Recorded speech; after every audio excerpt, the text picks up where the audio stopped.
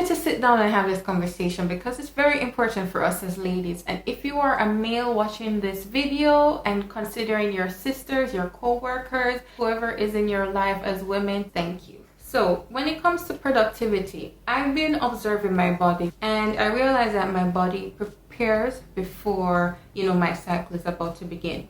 Usually I have a bigger appetite, and for me, having a high metabolism, having a bigger appetite is even something out of this world. But my body needs it, because guess what?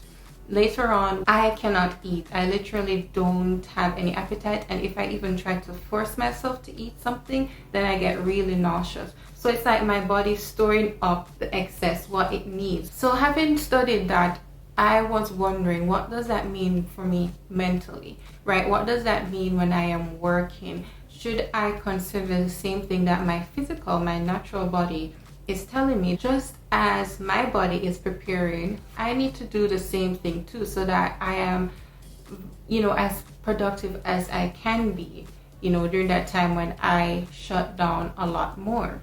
You don't want to leave different tasks that are very important undone. So what I do on days leading up to when I know I'm gonna have my period, I start to maybe do extra work to prepare, work that is scheduled over that time, so that when it comes time for me to rest, it's just ready for me to upload.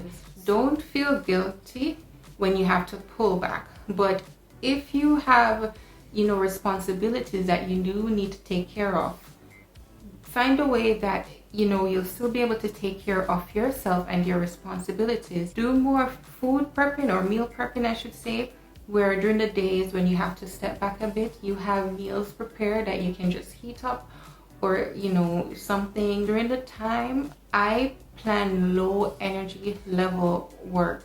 Like, I do that deliberately. Maybe you won't have the flexibility to do things differently or to pull back, I don't know. But then I would suggest accept, allow, and even ask for support where you can.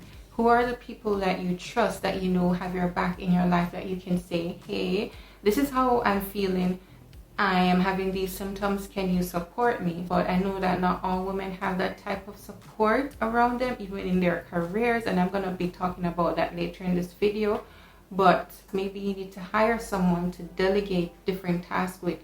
Virtual assistant is really growing nowadays. Have the support and accept it in your life. We all need support, so don't feel guilty or ashamed or even weak. If you're working in a male-dominated industry where the understanding isn't there or isn't readily available, in order for you to still do your best and still achieve your highest, try to find ways that you can still get the support and even have systems in place where you'll still be able to work at your optimal best, or to have things going on like clockwork. Hopefully you'll be able to form groups that support each other, not to bash males or whatever, because I believe we all work together with our strengths. But until then, until more people are understanding, for you, find people who are understanding. Maybe there are men in your career who are supportive.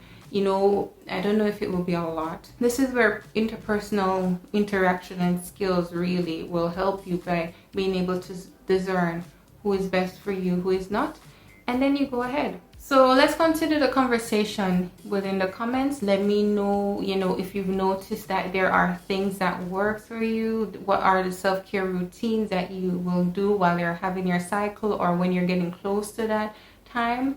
What are things that you do to support yourself, and do you have a good support group around you? Let me know, and I look forward to talking with you soon. Have a great day.